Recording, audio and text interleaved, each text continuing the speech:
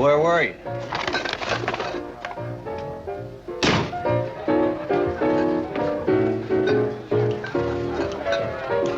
Hey, Marcella, you seen Earl? Huh? Hey, Earl, the stuff's here. Hey, Marcella, where's Rose? Cut it out. Don't bother him, Charlie. They put Ray Baker in there. Whose smart idea was that?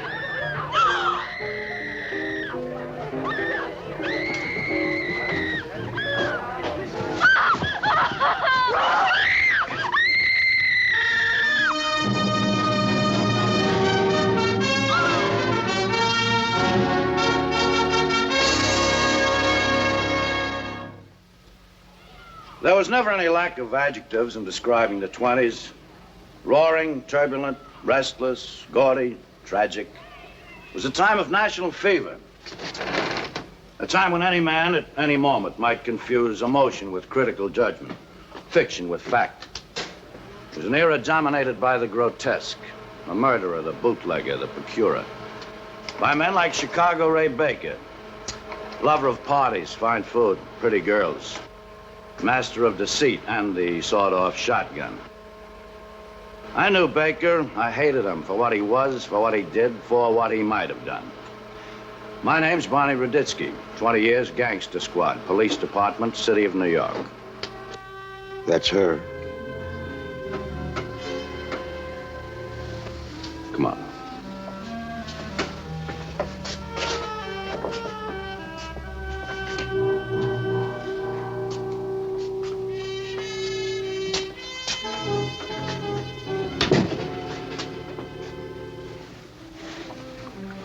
Like you can't catch your breath. Yeah, well, just take your time, Lorna. Take your time. And the things you remember. She was such a fat little baby. She had a little gold ring. I wonder if I still got that. How am I going to tell her mother? Did Rose say who all was going to be at the party? Well, all the girls in the show. Earl Coleman, he was giving the party. Charlie Trout, somebody named Sage, I don't know. What about Ray Baker? No. She wouldn't have gone if he was going to be there. She used to say to me, Daddy, I'm afraid of that fellow. He was from Chicago, friend of Mr. Capone's. He was always after her. She hated him. Barney, how am I going to tell her mother? Well, would you like me to do that, Lou? No. I'd better. For Rose Griffith, the party ended at 13 minutes past 1. For everybody else, it was a long night, a chilly morning.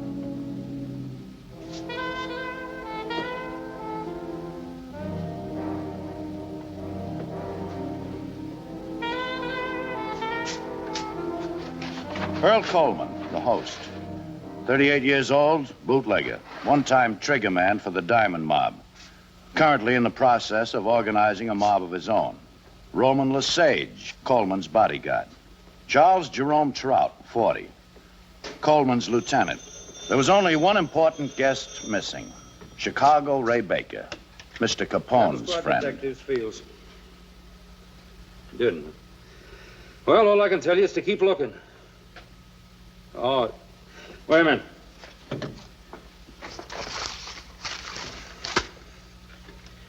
It's Ray Baker alias Ray Davis alias George Davis alias Ray George.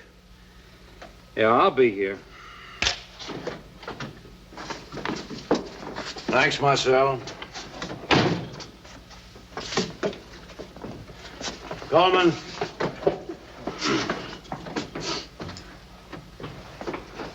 Take your hat off. Just Coleman. Where he goes, I go. Fine. I'll use my influence. When he goes to the chair, I'll see that you go with him. All right, Coleman, now we're going to quit playing games. I want to know, where's Baker? What the babe have to tell you? What do you care? Me? I don't care. Where were you and Rose started screaming? In the kitchen. Alone? The sage was with me. What time did Baker bust in on the party? Must have been about 11 o'clock. He passed out about 11:15. So, we stuck him in a bedroom. What was he doing when Charlie opened the door to the bedroom? I don't know. What about Charlie? What does he say about it? He says all he seen was this girl, Rose, when she jumped. She what? Jumped. Listen to you. Now get this straight. This wasn't some cheap tomato you kiss off and forget about the next day. This was Rose Griffith. You understand? I was at her christening. Ate Sunday dinner with the family. She didn't jump. She couldn't jump. I told you, Coleman, we're going to quit playing games. Baker was in that room with her, and I want him. If I can't have him, I'll have anybody else who's convenient like you were, buddy. So come on now, how about it? Make up your mind right now. It's either you or him. You got about 20 minutes. He's taking a 610 to Chicago. Hot seat? Get used to it, Coleman.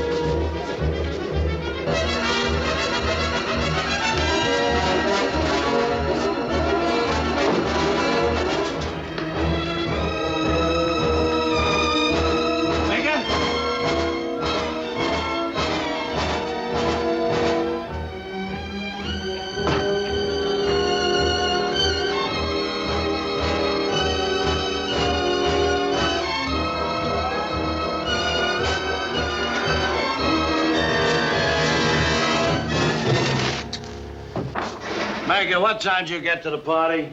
I don't know. We're looking for Rose. I'm starving to death. Haven't you got a piece of candy or a stick of gum? What'd you want to see Rose for? I don't remember. You wanted to talk to her, why? Raditsky, what do you think? I'm lying to you? I don't remember. I ain't a drinker. I never was. Guy, give me a glass. I had, I don't know, maybe a couple and I'm out. You remember when the boys put you in the bedroom? No.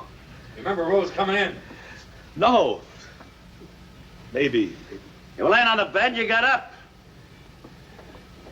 She was saying something like, quit it, get out of here. She was yelling her head off. Where was she? But by the, I think by the window. You pushed her out, didn't you, Baker? I didn't you? Yeah, maybe. Raditsky, give me a break. Chet? Fields. We need a steno up here right away. You see, I was sick. I mean, it was a crazy day, you know? It was an accident. Raditsky, give me a break.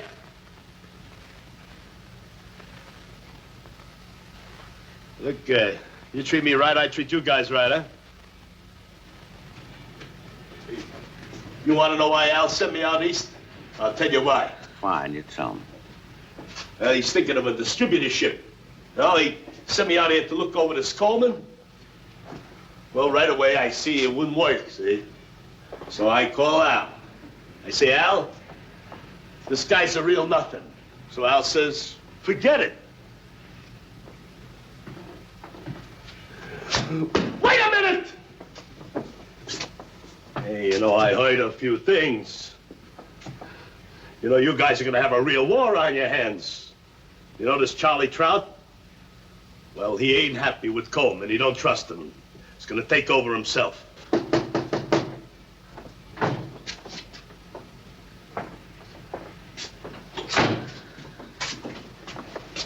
You want to know where Coleman receives the stuff? Montauk Point. There'll be a shipment Wednesday night about 9:30. Raditsky, give me a break, huh? Max, tell the federal boys about the Montauk Point job. I'll handle this. Right. Phil, headed voluntary statement of Raymond Torrance Baker and Ray the murder, Rose Griffith, dated today, present, Raymond Torrance Baker, Detective Minor, Raditsky, and yourself. All right, friend, come on, let's go. Ray Baker confessed on April the 7th, a Monday. On Wednesday, services were conducted for Rose Griffith. Lou, we're waiting for you in the car. Baker gonna get the chair? I think so. Can I see it? No, you wouldn't want to. Can I see it? No. Come on.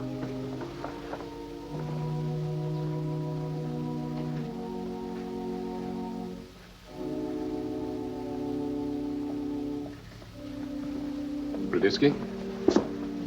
I'm too late for the service, huh? Just got in from Chicago. Al sent me. Is that right? Al's real upset about all this. I mean, you know, young girl like that killing herself. You picking up Baker by accident. Anyhow, Al wanted to pay his respects. He thought roses would be nice. He told me to check with you first about the card. He wants to do it right. Baker's a real good friend of Al's. Al don't want him worried. So if you decide you made a mistake, you want to reopen the case, there's 10 grand there. Al says you go to the DA. Tell him you picked up 5. Offer him half. You keep the rest. You get into any trouble, you call Al. Al takes care of you.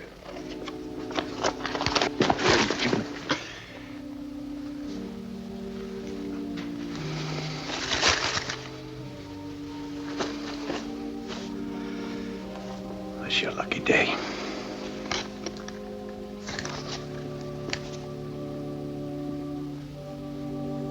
The case against Baker was tied up. He's here. Pretty as a bouquet of roses. Until... One of the federal boys on the Montauk Point job. Oh? Raditsky? Oh, yeah, Paul, how are you? Well, what does he want to talk to me for? Where are you? All right, I'll be there as soon as I can. They missed the boat at Montauk, but they knocked off Coleman's truck at a roadblock on the way in. Charlie Trout was driving. He's in Jamaica Hospital dying. Wants to see me. What for? Huh? Want me to go along? No. You finish up with Buster and...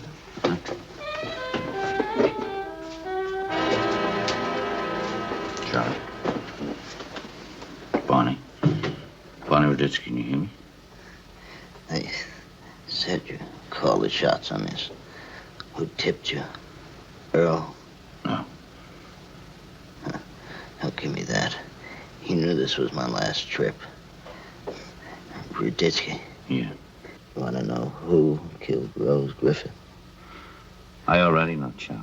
Ray Baker confessed. No. I seen it. Coleman. Coleman? I come in. She was trying to get away from him. He was holding her half out of the window. He let her go. Then he beat it out of the other door. Everybody thought it was Ray Baker. But he was out blotto. It was Coleman. Raditsky. He can't get away with a dirty. Charlie? Charlie?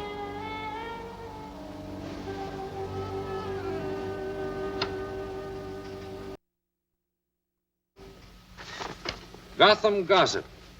Your reporter hears that Act 2 in the cheesy drama of Ray Baker versus the People took place in the sanctuary of the Rosemead Chapel. when a Chicago hood offered Detective Barney Ruditsky 10,000 clams to gum up the works in the case against Baker.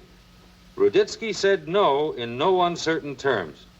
We think Ruditsky's answer was worthy of a police medal. Here, you want it? Let's start a scrapbook. Max, did you know that Ray Baker was using the black stuff? Opium? No. Police sergeant report just come through.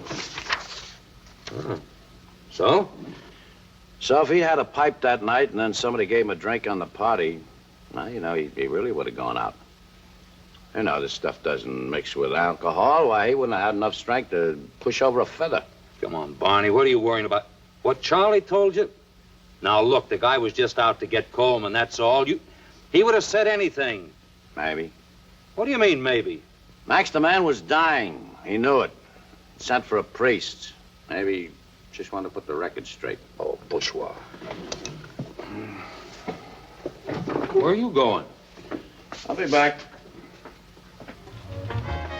What's so important? I told you everything I know. If I could help Rose, you think I wouldn't? Can you help me? Maybe. Depends. Marcel, was Ray Baker on the hip the night of the party? To tell you the truth, Mr. Ruditsky, I think he was. I think I could smell it. That opium has a funny smell. Where was Earl Coleman when Rose was killed? Gee, I don't know. In the kitchen? No, because I was in there a minute or two before. He wasn't there then. What about Roman Lesage? Oh, Lesage sticks to Coleman like a mustard plaster.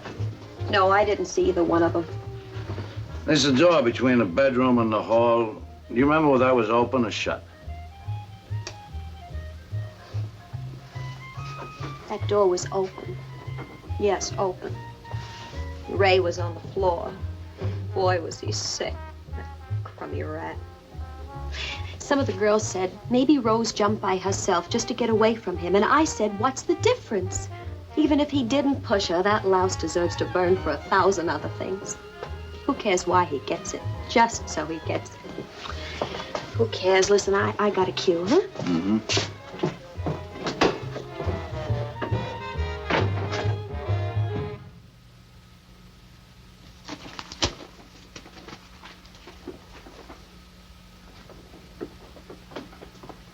Is this on a level? Well, come on in. You Let me filth! explain. I hope you burn 1,000 years for every bloody dollar you took. Go on. Live with your slimy friends. Protect them. Be a bodyguard. That's all you're good for. Protect your slimy friends.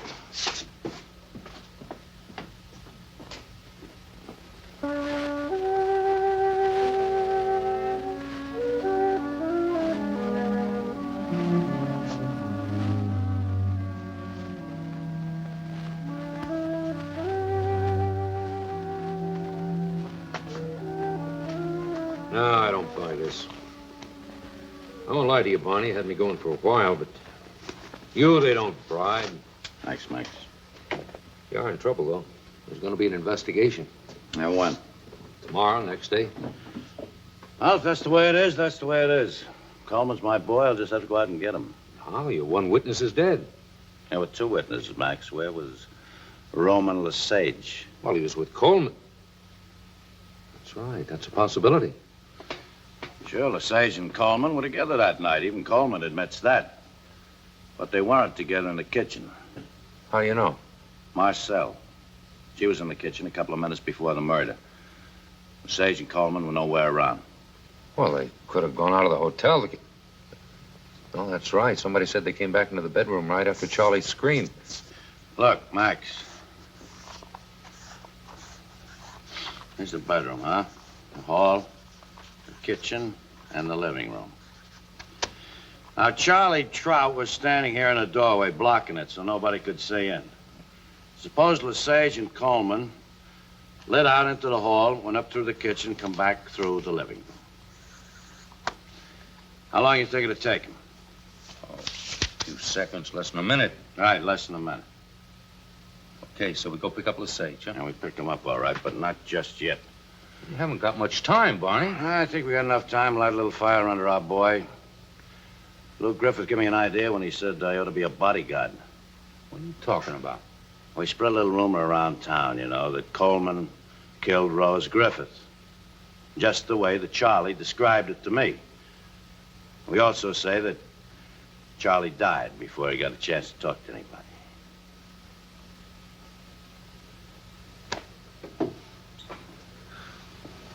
This is a straight dope? All around town, huh? Well, I'll talk to you later. Who was that? Nobody important. Here are your cigarettes in the paper. They didn't have a mirror, so I got your news. What else did you get? Nothing. You said cigarettes in the paper. You talk to anybody? When? Just now? Nobody. Deal the cards. What do you mean, did I talk to? Just like I said. I thought maybe you might have met some of your friends. What friends? I don't know. Maybe some of your cop friends. Yeah. Yeah. Yeah. Funny, huh? It's all around town. The cops know all about me and Rose. Just like they had an eyewitness report. Yeah, well. You think I told them? Did you, Lesage? Earl, what's the matter with you? What would I go to the cops for? Somebody went. Charlie's dead. It wasn't him. Charlie talked before. Earl, you gotta be kidding. Yeah. I gotta be. Let's play.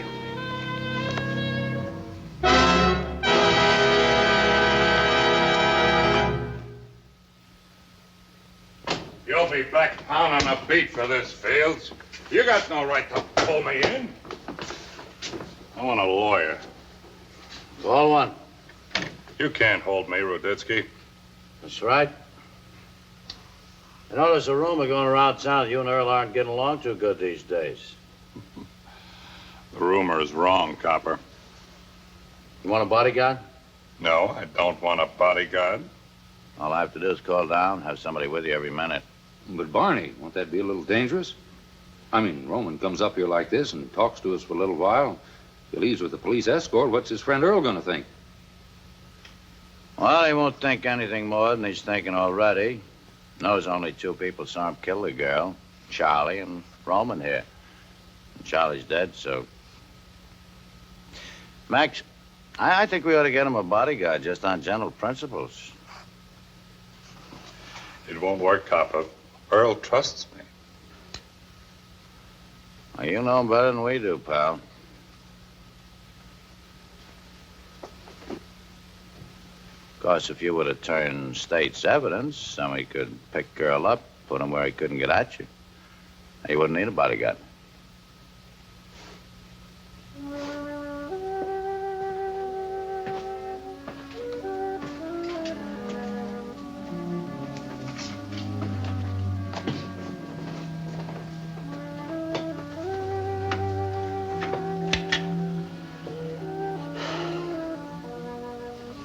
Chet, Barney.